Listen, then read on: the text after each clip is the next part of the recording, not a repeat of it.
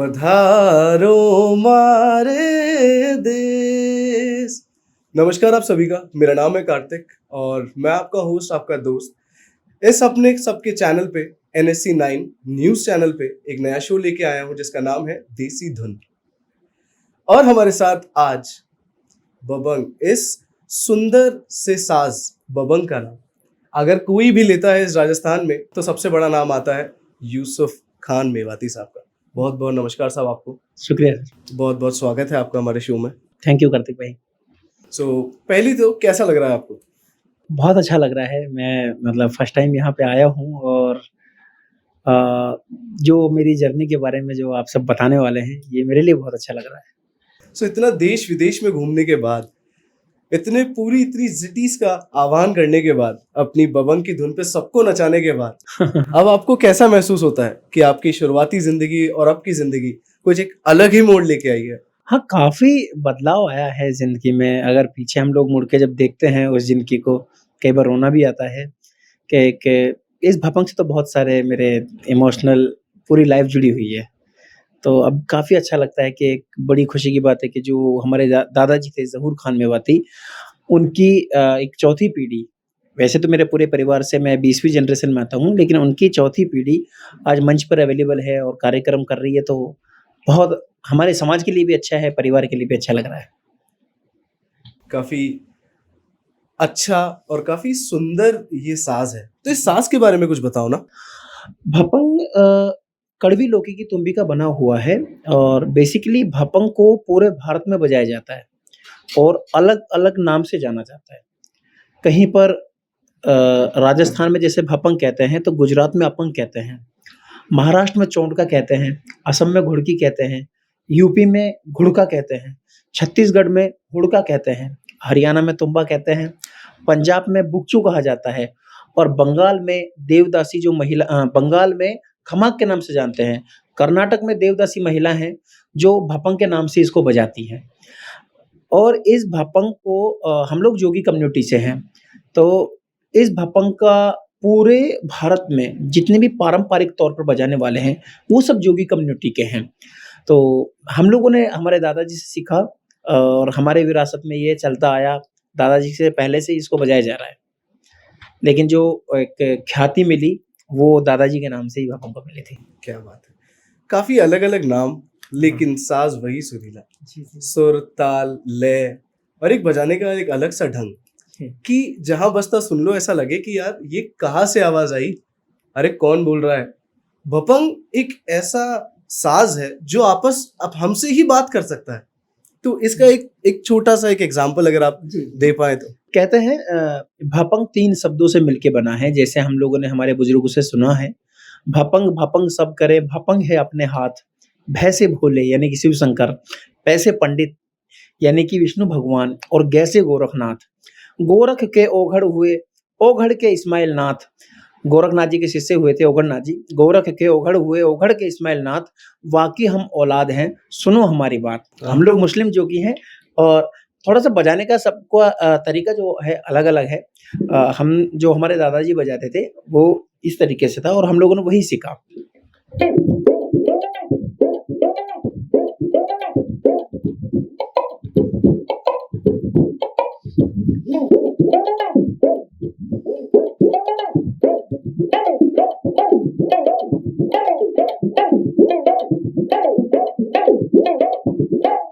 वाह वाह वाह, क्या बात है, क्या बात है। ऐसा लगा कि मतलब ये अभी भी मेरे दिमाग में वही धुन घूम रही है। ये भपंग और ये खड़ताल, मैंने देखा आपके आपके इंस्टाग्राम और आपके प्रोफाइल्स में कि काफी बार खड़ताल भी आपके हाथ में काफी ज्यादा चलता रहा। तो अगर उन दोनों के बीच अगर झगड़ा हो जाए नहीं आर्टिस्टों में देखिए जुगलबंदी चलती है और तभी ऑडियंस खुश हो पाती है उस तरीके से। खड़ताल की अगर मैं बात करता हूँ, ये भपंग तो हमारे विरासत में मिला और हमारे खून में बसा हुआ है। खड़ताल के लिए हम बात करते हैं तो जब खड़ताल का उद्घाटन हुआ सद्दीक खां जी जो बाड़मेर से थे मंगनिहार, उनके सुपुत्र हैं समदर खां जी जो जयपुर में ही रहते हैं। तो सद्दीक काका से हमारे पापा ने गंडा बंधवाया था खड़ताल के लिए। तो तब से ये खड़ताल चली आ रही है। आज जैसे भपंग के जादूगर में हमारे दादाजी का नाम आता है, तो खड़ताल के जादूगर में सिद्दीक खाँ जी का नाम आता है। तो सिद्दीक बा से पापा ने सीखा और पापा से मैंने उसको सीखा है। कई बार ऐसा होता है कि हम राजस्थान के बाहर हैं, तो राजस्थान के बाहर जब कार्यक्रम कर रहे हैं, तो हमें तो फ़ोक के इंस्ट्रूमेंट वहाँ दिखाने होते हैं। बिल्कुल, तो भपंग के साथ-साथ में हम लोग फिर खड़ताल पे भी अपना वो पूरा बिल्कुल। जो कार्यक्रम है वो प्रस्तुत करते हैं। सो आपका इस भपंग के साथ में अभी तक का सफ़र जो रहा, इसमें कहीं आपको फ़ेम भी मिला? किसी जैसे अभी वो जो अभी एक बहुत लीमलाइट में आप चल ही रहे हो, जो अभी वो उसका जो शो चल रहा है, रियलिटी शो जी, पे जी। जो आप बजा के आए थे, हाँ, एक इंडियाज़ गॉट टैलेंट और जी। ऐसे कई सारे आप देश-विदेश और हर जगह आपने ये भपंग का जादू वैसे फैला रखा है। आपका कोई एक ऐसा एक एक मोमेंट जिसको आप आज भी सोच के ऐसा लगता है कि अरे यार ये तो कुछ ऐसा हुआ कि यार मुझे उम्मीद नहीं थी कि मेरे साथ ऐसा भी होगा। कार्यक्रम बहुत किए हैं, बड़े-बुजुर्गों का आशीर्वाद रहा है हमेशा उस्ताद लोगों का। सन 2013 में मैंने सिविल इंजीनियर की जब पढ़ाई करके मैं पास आउट हुआ था, तो मैं एक जॉब करता था डिजिटल एम्पावरमेंट फाउंडेशन में। माइनॉरिटी साइबरग्राम योजना एक गवर्नमेंट का आया था, उस प्रोजेक्ट पे मैं डिजिटल लिटरेसी देता था बच्चों को। वहाँ पे ये बात है 10 अक्टूबर 2014 की, तो फ़ेसबुक के सीईओ मार्क जुकरबर्ग वहाँ आए हुए थे। तो सबसे पहले जब इंडिया वो आए थे तो मेरे ही सेंटर पे आए। तो मैं मतलब एकदम शॉक हो गया था कि ये हुआ क्या, और खुशी ज़ाहिर करने का मतलब वो शब्द नहीं थे मेरे पास में, और आके वो मेरे पास ही बैठ गए। लेकिन मेरा जो पहनावा है वो हमेशा से ऐसा ही रहा है। कॉलेज से पास आउट होने के बाद ही मैंने कुर्ते-पजामे स्टार्ट कर लिए थे, तो आज भी मैं कुर्ते-पजामे में ही रहता हूँ। तो फ़ेसबुक के जो मार्क जुकरबर्ग जी हैं वो आए मेरे पास में, हाथ मिलाया, और जब उन्होंने भपंग सुना, तो मतलब यहाँ तक उन्होंने बोल दिया था कि मुझे इंग्लिश नहीं आती थी। तो ये बोला कि आप अमेरिका हमारे साथ में आएँगे, चलेंगे और अमेरिका में शो करना है। तो मैं कुछ रिएक्ट नहीं कर पाया था उस समय।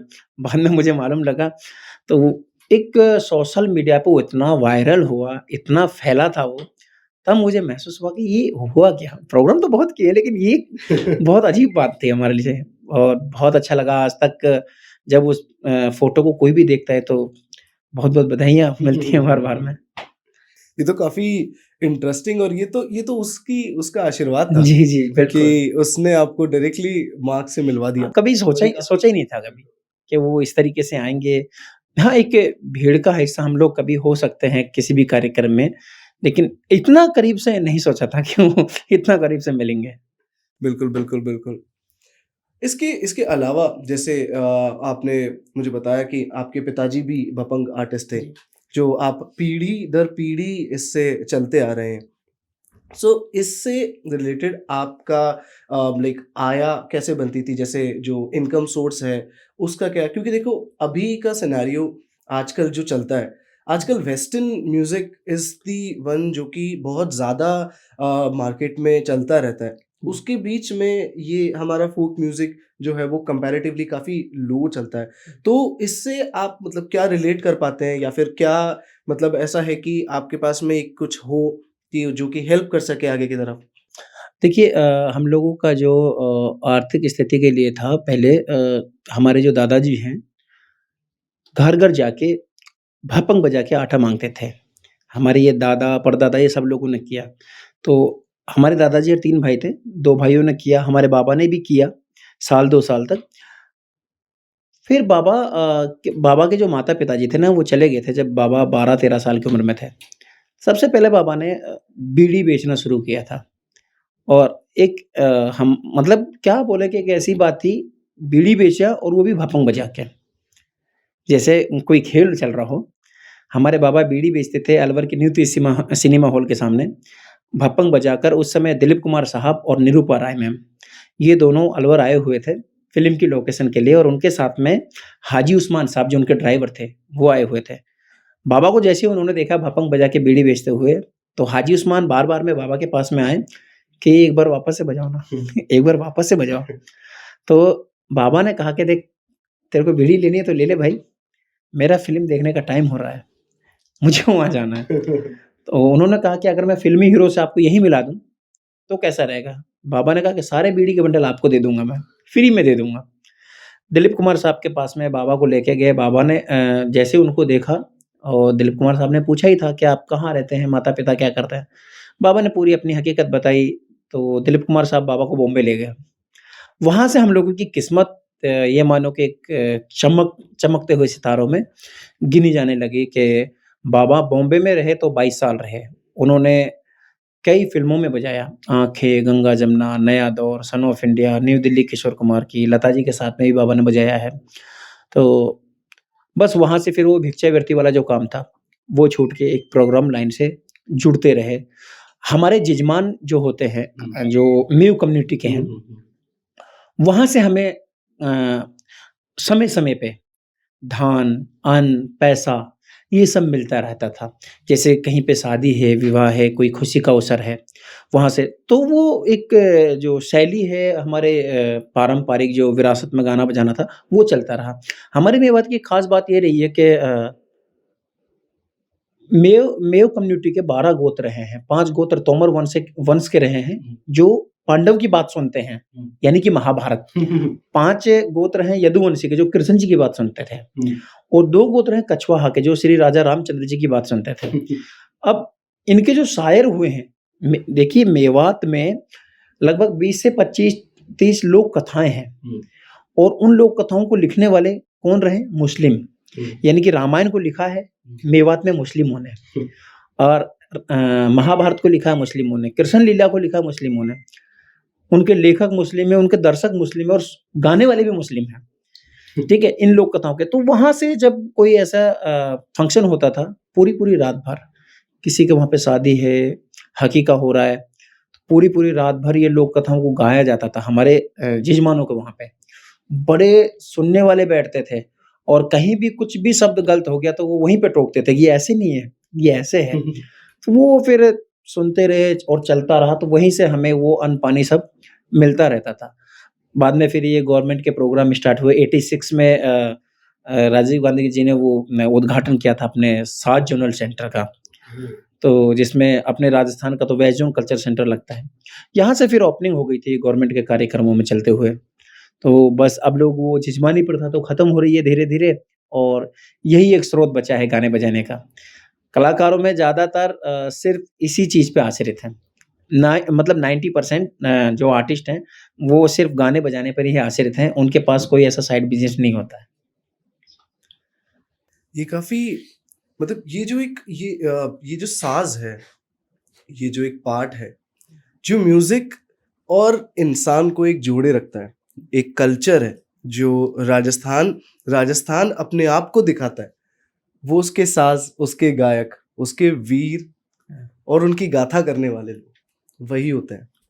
कोई ऐसा मतलब आपके वहाँ का लोकल मेवात का एक लोकल फ़ोक जो कि आप अगर थोड़ा कुछ हाँ। अगर हो पाए? देखिए मेवात में जैसे कि पूरे राजस्थान में कहते हैं कि जीवन से लेके मरण तक के गीत होते ही हैं। तो मेवात में एक महिला अपने पति के लिए बात करती है कि उनका जो पति है, वो पढ़ा-लिखा होता है, बहुत अच्छी इंग्लिश बोलने वाला होता है और जब उसकी जो घरवाली है, ससुराल से जब वापस पीहर जाती है, अपने मायके जाती है, तो उसकी संगी सहेली पूछती है, "सातन मेरा साथ की तू गई पिया के द्वार, कैसो है तेरो सासरो बहना कैसो है भरतार, तेरा पति कैसा है? ये तो बता।" तो अपने पति की वो तारीफ़ कर रही है, अपनी संगी सहेलियों से। तो उस टाइम पे एक गाना बना था, हमारे बाबा गाते थे, वो गाना है अरे मेरो राजा जंटरमैन बहनियों, अरे अंग्रेजी में बोले मेरो राजा जंटरमैन बहनियों, अंग्रेजी में बोले मेरो राजा जंटरमैन बहनियों।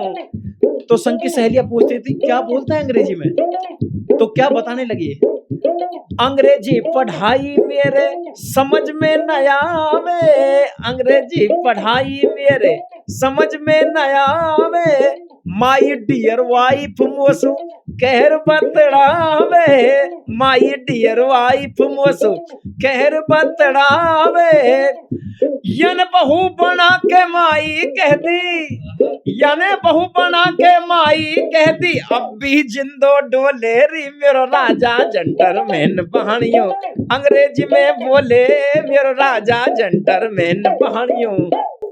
क्या बात है, क्या बात है। तो राजा जेंटलमैन, इसका कुछ मतलब बताओ? इसका मतलब है अपने पति को वो राजा बता रही है। हुँ। हमारे राजा, बलमा, ढोला, सैयाँ ये सब होते हैं। पति को कहा जाता था।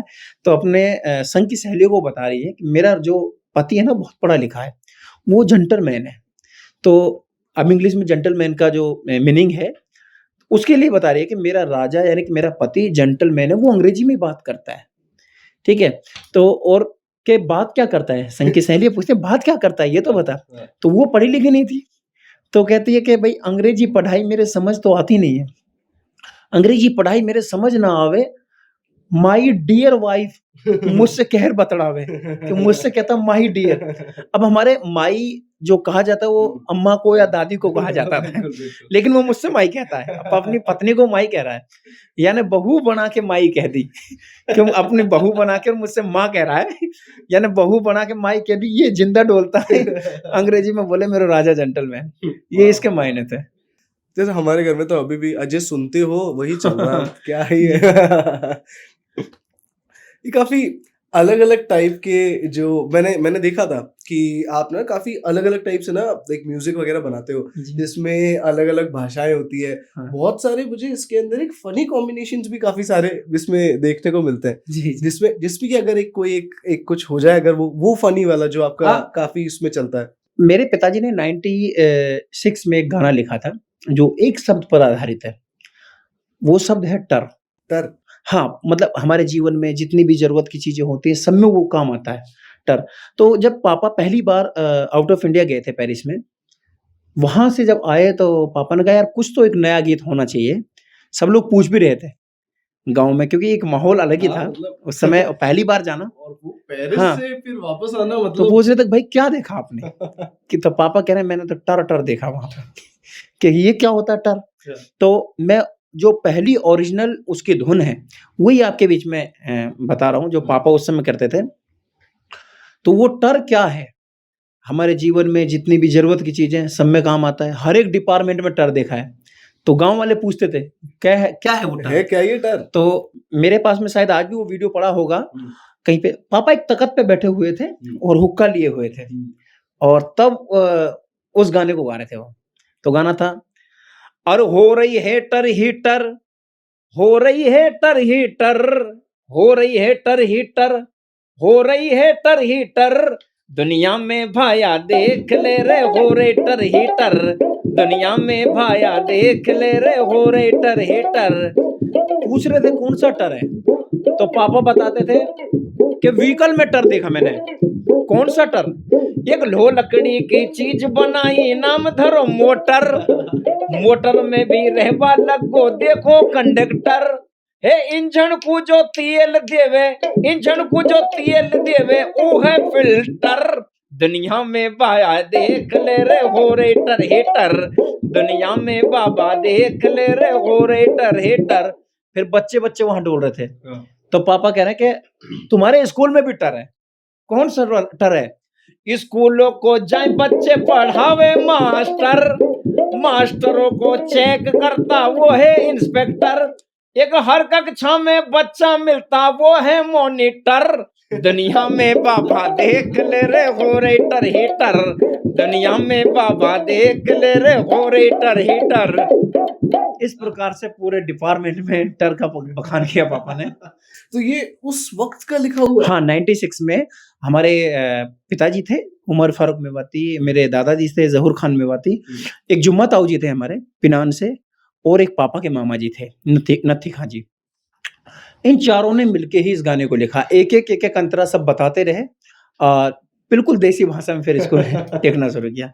बाद में फिर बढ़ते रहे सारी अंतराएँ जैसे लास्ट में हम लोगों ने स्टार्ट की थी कि पेंटिंग का काम करते वो हैं पेंटर, लिखाई का काम करते वो हैं राइटर, फिल्मों में जो काम करते वो हैं एक्टर, अखबार के संपादक को कहते एडिटर और बाबूजी मैडम जी को लिखते लव लेटर, दुनिया में बाबा देख ले रे हो रेटर हीटर, दुनिया में बाबा देख ले रे हो रेटर हीटर।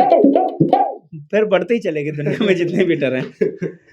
ये तो जनरेटर, एक्टर, ये तो हाँ। सबको आप एक बार में ले आए और ये तब से आज तक चल रहा है। जी, तो बहुत कितनी अभी तक चल रहा है। खूबसूरत चीज है कि एक पार्ट जो बनाया वो कब से आज तक वो उस टर को कंटिन्यू करे हुए हैं। सिर्फ एक टर।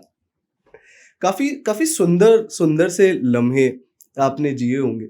आपने कई बार एक चीजें एक्सपीरियंस करी होगी, सम्मान, मान, उसके अलावा पैसा, फिर देश विदेश घूमना। वापस जब आप घर बैठते हो, एक शाम का वक्त हो रहा है कि सारे घर वाले साथ बैठे हैं, तो कभी ऐसा हो जाता है कि अचानक से कोई जुगलबंदी शुरू हो गई? देखिए वो माहौल हर बार नहीं बनता है। कभी-कभी ऐसा होता है कि 2-4 आर्टिस्ट इधर से आए, 2-4 आर्टिस्ट इधर से आए और अचानक बैठे हैं, किसी ने कोई भी राग छेड़ दिया है, लो यार थोड़ा-सा ढोलक उठा लो, हारमोनियम उठा लो। दरअसल क्या है मैं आपको बताऊँ मेरी एक अंदर से मैं दुखी हो जाता हूँ एक ही बात से लेके। पूरे भारत में जब हम राजस्थान की बात करते हैं तो पश्चिमी राजस्थान में हर जगह पे कलाकार कॉलोनी है। आज हम बात करते हैं कि मंगनिहार कम्युनिटी बहुत अच्छे लेवल पे है, लंगास कम्युनिटी बहुत अच्छे लेवल पे है, कालबेलिया कम्युनिटी बहुत अच्छे लेवल पे है। पूरे राजस्थान में गाना बजाना है, लेकिन क्यों ऐसा ऐसा क्यों होता है कि पश्चिमी राजस्थान ही ज़्यादा प्रमोट होता है? बाकी हम ढूंढाड़ को भी देख लेते हैं क्योंकि राजस्थान 6 भागों में बाँटा है, मारवाड़, मेवाड़, हाड़ौती, ढूंढाड़ी, शेखावाटी, 6 सेक्टर राजस्थान में, छठा बना है मेवाती। लेकिन हम लोगों के पास में वहाँ पे ऐसी सुविधाएँ नहीं है। हम लोग बार-बार कहते हैं, सरकार से हमारी बस यही विडंबना एक रह जाती है कि कोई सुनने को तैयार नहीं होता है। हम लोग चाहते हैं कि एक वहाँ पे भी कलाकार कॉलोनी हो, जहाँ हम लोग भापंग को अपना घराना मानते हैं और हम अपने स्तर से इतना प्रयास कर रहे हैं कि एक हमारे जोगी समाज जिसको भपंग सिखाने का प्रयास कर रहे हैं, हमारे बच्चों को सिखाने का प्रयास कर रहे हैं। क्यों? क्योंकि हम लोग भी मानते हैं कि इतना स्कोप नहीं मिल रहा है अभी, भपंग के लिए भी और हर जगह पे हम जयपुर में देख लेते हैं, पानी पेच पे भी कलाकार कॉलोनी है। जोधपुर में भी है, बलदेव नगर कॉलोनी है, प्रताप नगर कॉलोनी है, कबीर नगर कॉलोनी है। ये जैसलमेर में भी है, कलाकार कॉलोनी है। हम लोग सब कहाँ रहते हैं? अगर मैं अलवर प्रॉपर सिटी में रह रहा हूँ, तो मेरे ढोलक वाले हैं, वो मेरे घर से 12-13 किलोमीटर दूर मिलेंगे। अच्छा। मेरे हारमोनियम वाले हैं, तो लगभग 17 से 18 किलोमीटर दूर मिलेंगे। हमारे मेवात के जो फ़ोक इंस्ट्रूमेंट है, जैसे जोगिया सारंगी है, चिकारा है, वो लगभग 35 से 50 किलोमीटर दूर मिलेंगे। हम मिले कब? हमारा रियाज़ कब बने? हम अगर मान के चलो हमें किसी प्रोग्राम के लिए बुलाया, जैसे अभी आकाशवाणी में रिकॉर्डिंग करके आए। कल मैंने बड़ी मुश्किल से सबको बुलाया घर पे कि अच्छा। आप आइए एक बार प्रैक्टिस करते हैं, काफ़ी दिन हो गए हैं। क्योंकि रोज़ तो प्रोग्राम किसी के भी नहीं चलते हैं। वो रिहर्सल करेंगे, कुछ आधा याद है, आधा भूल गया। रिकॉर्डिंग में भी वही होता है कि वो जो कल किया वो नहीं रहेगा। लेकिन जब कलाकार कॉलोनी हमें मिलेगी या जैसे जिसके पास भी कलाकार कॉलोनी है, मैंने देखा है उनकी कला में निखार होता है। क्योंकि आज वो ये गाना सुन रहे हैं, गाने वाला एक है लेकिन उसको सुनने वाले 20 हैं, 50 हैं, 100 हैं। तो वो गाना वहाँ 100 तक ट्रांसफ़र हो रहा है। हम लोगों का गाना वो वहीं तक सीमित रह जाएगा। जो भी गुम कुछ गाएँगे बजाएँगे, जो 10-20 जो मेरे परिवार के लोगों उन्होंने सुना, उन्होंने ध्यान दिया तो दिया, नहीं दिया। तो एक बस यही विडंबना रह जाती है हम लोगों के लिए कि कला 10-20 लोग जब मिलते हैं तो बस शुरू हो जाते हैं, किसी को नहीं मालूम क्या होने वाला है, क्या हो रहा है। लेकिन जब अगर वो चीज़ें हमारे पास में अवेलेबल हों तो हम उम्मीद करते हैं कि मेवात भी एक अच्छे हाई लेवल पे जाए क्योंकि हर जगह देखिए मेवात में भी अब कभी यूट्यूब पे सर्च करेंगे ना तो फूडपना ज़्यादा आएगा निकल के। वो अभद्र जो गाने हैं वो निकल के सबसे पहले आते हैं मेवात के। लेकिन बहुत कुछ है गाना बजाना मेवात का भी। इतनी सारी शैलियाँ हैं मीनावाटी, गुजरवाटी, अहिरवाती, मेवाती, सिंगलवाटी, अली बख्श ख़याल वहीं का है, लोक कथाएँ वहीं की हैं और रतवाई गायन वहीं का है। तो ये सारी चीज़ें तभी ये निकल के आएँगे जब हम लोग एक मंच पे हों या ये हमें कोई कला भवन के व्यवस्था कहीं से मिले तो। काफ़ी काफ़ी सही एक तार आपने ये छेड़ा। ये हर एक लोक कलाकार का अपना मानना है कि उनको एक अलग से एक पुश जैसे सबके साथ में वैसे सबके साथ में मिले भी सही। जी। जैसे कई सारे आर्टिस्ट हैं, फ़ोक आर्टिस्ट जो सिंगर्स हैं, जो कि जैसे आप इंस्ट्रूमेंटल भी हैं और मैंने देखा है कि आप गाते भी बहुत अच्छा है। बहुत सुरीला काफ़ी एक वो टच आ ही जाता है जब कोई साज़ बजाता है तो अपने आप उसकी धुन अपने ज़हन में बैठती है और उस ज़हन की आवाज़ ही निकलती है मन से, जो उस चीज़ को सुंदर बना देती है। तो ये माननीय है तो सही बिल्कुल कि ये देखी हुई भी चीज़ है, और जैसे कि अपन अभी थोड़ी देर पहले बात भी कर रहे थे सेम इस बिल्कुल। चीज़ के लिए, हाँ। तो ये काफ़ी एक बहुत अच्छा एक तार छेड़ा आपने। इसके साथ-साथ मुझे मुझे और भी बहुत सारी आपके साथ में ना चीज़ें जाननी है। जैसे जैसे आपका आपका विदेश का जो टूर रहा, उसमें से सबसे इंटरेस्टिंग वाला कौन-सा था? जिसके अंदर लाइक आपको आप वहाँ से उतरे हो और कोई रैंडमली आके आपके साथ फ़ोटो लेने लग गया, या फिर आप ऐसे खड़े होके कोई ऐसे, क्योंकि कई बार ऐसा होता है कि जैसे कहीं खड़े हुए हो, वो आपको देख के ऐसे करता रहेगा। हुँ। लेकिन अब वो उसको याद भी नहीं आ रहा और देखा हुआ भी है। तो ऐसा ऐसा कभी एक्सपीरियंस हुआ आपको? हाँ, मतलब मेरे साथ 2 बार ऐसी घटनाएँ हुई हैं। हाँ, फर्स्ट टाइम जब हम लोग पुर्तगाल गए थे, हुँ, तो हम लोगों को वापस आना था पुर्तगाल से लंदन हीथ्रो एयरपोर्ट पे हुँ, और हीथ्रो से न्यू दिल्ली के लिए। हुँ, लेकिन हम लोगों के पास में जो वीज़ा था वो यूरोप का था। हुँ। हम लोगों को कस्टम ऑफिसर ने वहीं पकड़ लिया और हम लोग में से इंग्लिश जानने वाला कोई नहीं था अरे यार! और हमें जो लेके गया था जयपुर से ही थे हम। हुँ, अ, वो हमारे पासपोर्ट उन्हीं के पास में थे। तो टिकट के लिए बात हुई तो कस्टम ऑफिसर ने कहा कि आप लोग नहीं जा सकते हैं लंदन के लिए। वो बोल रहे हैं कि हमारे पास टिकट है, कि हम लोग यहाँ से भेज भी देंगे तो वहाँ से कैसे जाओगे आप? वो उनके लिए वीज़ा अलग यूके का करना होगा। कह रहे हैं नहीं सर कनेक्टिंग फ्लाइट है। नहीं कितना भी हो, आप नहीं जा ये सकते। तो हाँ, हाँ, हाँ। तो अचानक से वहाँ पे रुकना हुआ तो वो कह रहे हैं कि चलिए रुकिए आप यहीं बैठिए और मैं जाता हूँ अ, वहाँ के लिए इंक्वायरी करने के लिए। 1 बजे की फ्लाइट हम लोगों की और वो 11 बजे निकले वहाँ से। दोपहर के 2 ढाई बज गए थे और मेरे को पसीना आना शुरू हुआ है कि जो मुझे लेके आया है, वो भी नहीं है, पासपोर्ट भी नहीं है हमारे। वो और कस्टम ऑफिसर है ही हाँ, पीछे। और जो मेरे साथ में जो गए थे, एक जोगिया सारंगी पे थे, हुँ, हमारे नाना जी थे, हुँ, दुनियादारी से कोई मतलब नहीं, हुँ, एकदम पढ़े लिखे भी नहीं थे हुँ, और हमारे जो चाचा हैं, हुँ। वो भी। वो कह रहे हैं भूख लग रही है, भूख लग रही है। मैं कह रहा हूँ तुम्हें भूख की पड़ रही है यहाँ पे, यहाँ पासपोर्ट नहीं मिल रहा है, वो बंदा नहीं है जो हमें लेके आया है, तो हम करेंगे क्या यहाँ पे? तो कह रहे हैं यहीं बैठेंगे, यहीं गाएँगे और उन्होंने शुरू कर दिया एयरपोर्ट पे ही। अच्छा। और मैं एकदम ऐसा तलाश रहा हूँ चारों तरफ से वो कहीं दिख जाए हमें, हैं? अब इंग्लिश हमें आ नहीं रही है वहाँ पे, हम बोले कि बात किससे करें? तो मैंने कि मुझे लगा कि जो वहाँ पे काम करने वाली है हुँ, फेस से लगा ये इंडियन है, तो हुँ, मैं वहाँ पे चला गया, उनसे बात की। तब तक वो अपना भपंग निकाल के और जोगिया सारंगी निकाल के चालू। और दे दे भोलेनाथ दर्शन दे, दे दे भोलेनाथ, वो उन्होंने शुरू किया। क्या कर रहे हो? और 10-20 लोग वहाँ पे वीडियो बनाना शुरू कर दिया। तो मैंने कहा भाई रुको ये यहाँ से भी निकाल के बाहर फेंक देंगे एयरपोर्ट से।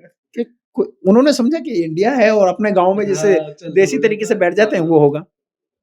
मैंने उनको बोला मैम हम हमारा एक बंदा है, उनका नाम ये है, मेरे सारे पासपोर्ट उसी के पास है, हम 3 लोगों के और ऐसे-ऐसे आर्टिस्ट हैं, प्रोग्राम के लिए आए हैं, उनकी फ़ोटोकॉपी मेरे पास में है। हुँ, ये फ़ोटोकॉपी है और जो हमें लेके आया उसकी फ़ोटोकॉपी भी मेरे पास में है। हुँ, तो क्या आप मेरे साथ चलिए, लगभग करीब डेढ़ से 2 किलोमीटर दूर वो हुँ।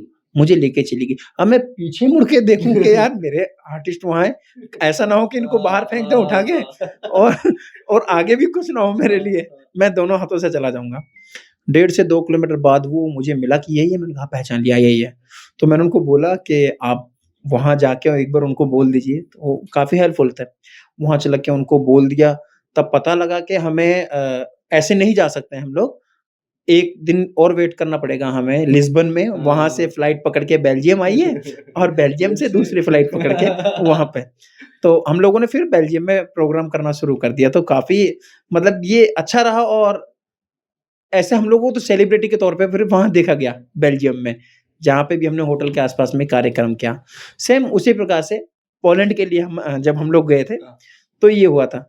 एक महेश भाई थे हमारे साथ में जो गाने-बजाने से ताल्लुकात नहीं रखते थे, हुँ, लेकिन उनके परिवार वालों को हम लेके गए साथ में। हुँ, तो एक राम स्वरूप जी उनके पिताजी थे हुँ, और बहुत ही अच्छे स्वभाव के हैं। उनको इंग्लिश बिल्कुल नहीं आती थी और हमें तो आती नहीं थी। लेकिन वहाँ एक बार वर्कशॉप हुई हमारी। हुँ, वर्कशॉप में हमसे जो पूछा जाता था, तो वहाँ के लिए 3-3 ट्रांसलेट रखे गए। वो अपनी देसी भाषा में बात करेंगे, हुँ। मैं उनको हिंदी में आगे कन्वर्ट करूँगा। हाँ। हिंदी से वो इंग्लिश में कन्वर्ट होगा और इंग्लिश से वो पॉलिसी भाषा में जाएगा। आधे घंटे की जो हमारी वर्कशॉप थी, वो करीब 3.5 घंटे में पूरी हुई थी, कंप्लीट। और ऐसे ही पॉलिसी से वापस इंग्लिश में आना, इंग्लिश से हिंदी में आना। तो वहाँ पे एक देहरादून की ही एक मैम थी, करीब-करीब 7 दिन बीतने के बाद में, तो मेरे से वो इंग्लिश में बात कर रही थी। नहीं सॉरी हिंदी में बात कर रही थी। तो वो रामस्वरूप जी बड़े प्यार से सुन रहे थे और 10 मिनट सुनने के बाद में कह रहे हैं कि ये बहन जी तो ये हिंदी बोल रही है ना? तो वो कह रही है, हाँ काका मैं हिंदी में बात कर रही हूँ। फिर कह रहे हैं काफ़ी देर तक हँसे। मैं तभी तो सोचूँ ये इंग्लिश मेरे को समझ क्यों आ रही है? कि 7 दिन से मेरे कान पक गए यहाँ पे, कुछ समझ नहीं आ रहा, आज क्यों समझ में आ रही है मेरे को? अचानक से। अचानक से। तो उन्होंने कहा नहीं काका मैं हिंदी में ही बात कर रही हूँ। तो ये काफ़ी सुनहरे पल थे वहाँ के।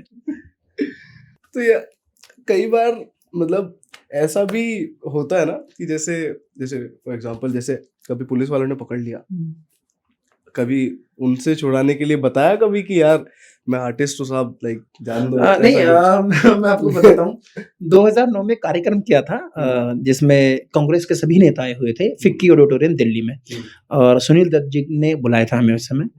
तो शीला दीक्षित मैम वगैरह वो सब आए हुए थे। तो जो मेन एंट्री होती है चेकिंग की, तो हम बच्चे हुआ करते थे।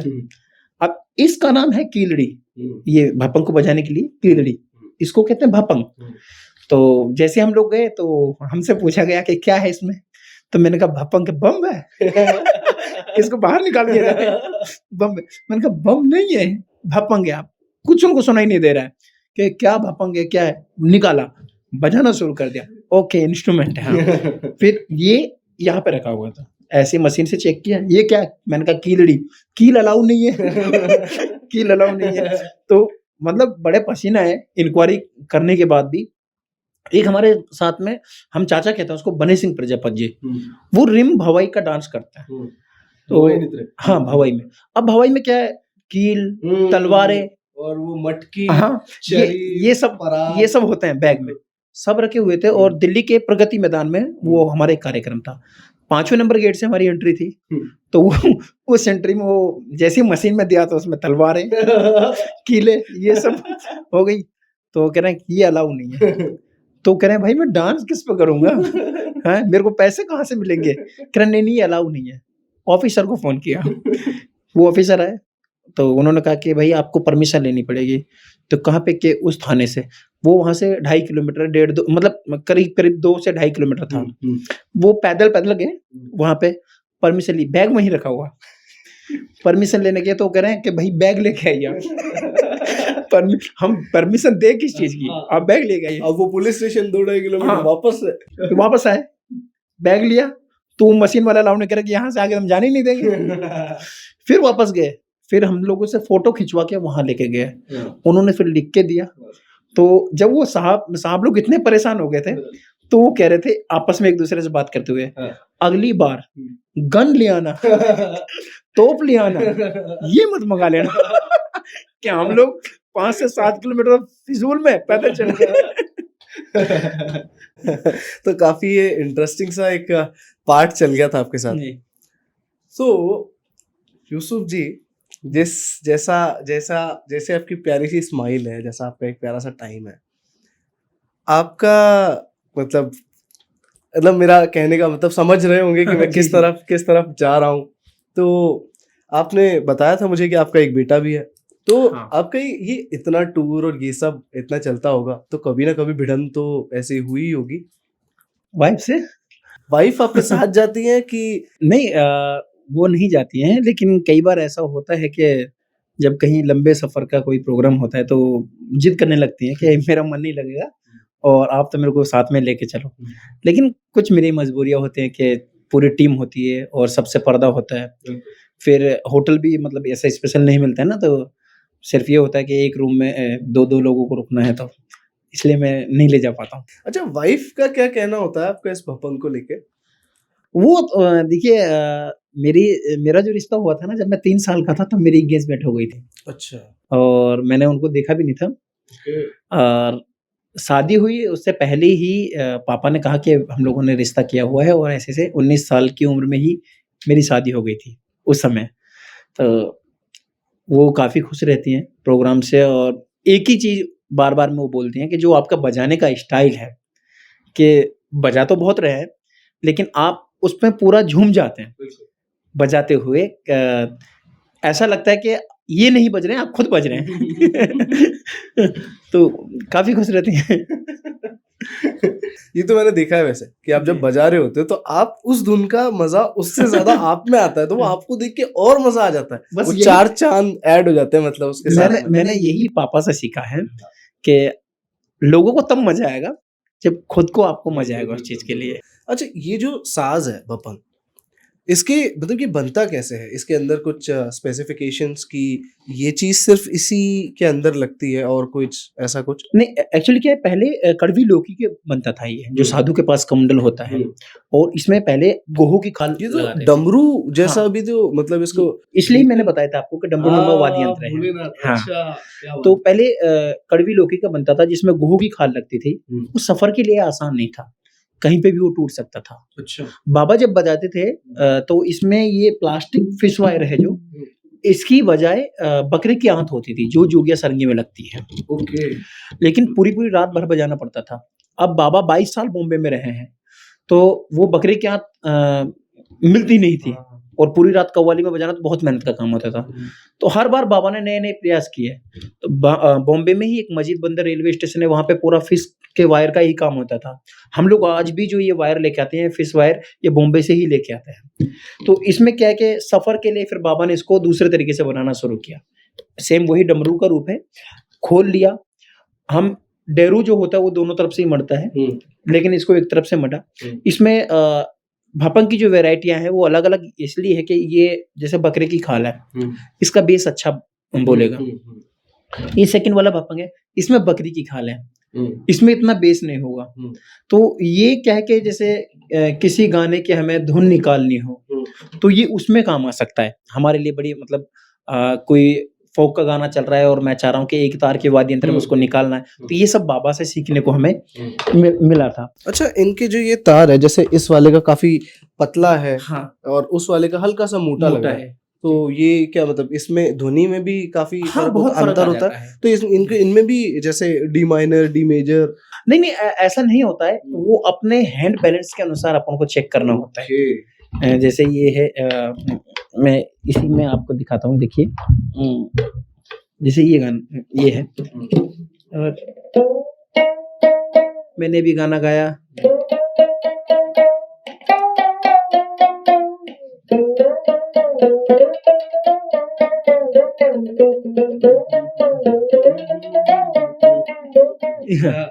तो जैसे ये बबंग एक ये साज़ है जो कि मतलब काफ़ी अच्छे से चीज़ें दर्शाता है, कुछ नया देखने को मिलता है। लेकिन ऐसी कई सारी चीज़ें हैं जो कि हम सब आपके साथ में हम लेके आए हैं और भी लेके आएँगे। काफ़ी सारे जो जितने भी आर्टिस्ट हैं, हमारा इस शो के ऊपर हम इस सबको ऐड ऑन करके और हमारी कोशिश ये है कि जितने भी हमारे ये साज़ हैं, जो ये यूनिक साज़ है, सौरंगी, सारंगी, जी। सारंगी के भी अलग-अलग प्रकार होते हैं। बिल्कुल। हर एक तरीके के आर्टिस्ट जो सिंगर्स हैं, मांड गायिका, हाँ। लंगे, जितने भी हम हैं, इस एनएससी 9 चैनल के माध्यम से हम देसी धुन के ऊपर सबको लेके आएँगे। आपका इसके ऊपर अगर कुछ 2 शब्द? देखिए ये एनएससी जो नाइन न्यूज़ चैनल है, ये सबको प्यार दे रहे हैं और ये बहुत खुशी की बात है कि आर्टिस्टों को इतना प्यार मिलना, उनको इतना प्रमोट करना।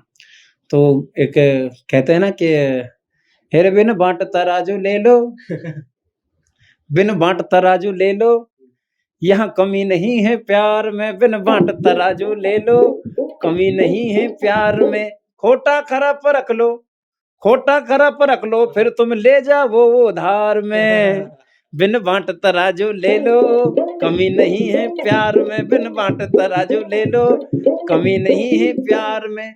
बाजारों में देखो सारी चीजों पर है महंगाई, लेकिन हम तो प्यार की फोकट में ही करते सप्लाई। है ऐसा अनमोल, ये है ऐसा अनमोल जो बिकता नहीं बाजार में, बिन बाँट तराजू ले लो, कमी नहीं है प्यार में, बिन बाँट तराजू ले लो, कमी नहीं है प्यार में। Thank you so very much. Yusuf sir thank you. बहुत बहुत मजा आया। या तो अब यूसुफ भाई बिल्कुल। सर माय बाप, अरे अरे मैंने कार्तिक भाई। आपको कभी एक दरवाजे के कोने पे खड़े होकर देखा था, मुझे एंट्री नहीं मिली थी, लेकिन नहीं, आज नहीं। आपके साथ बैठ के आपको जान के बहुत अच्छा लगा और काफी काफी अच्छा एक्सपीरियंस रहा। बहुत बहुत धन्यवाद कि शुक्रिया, आप हमारे यहाँ पधारे। Thank you. और इसी के साथ मैं आप सभी को धन्यवाद कहना चाहता हूँ।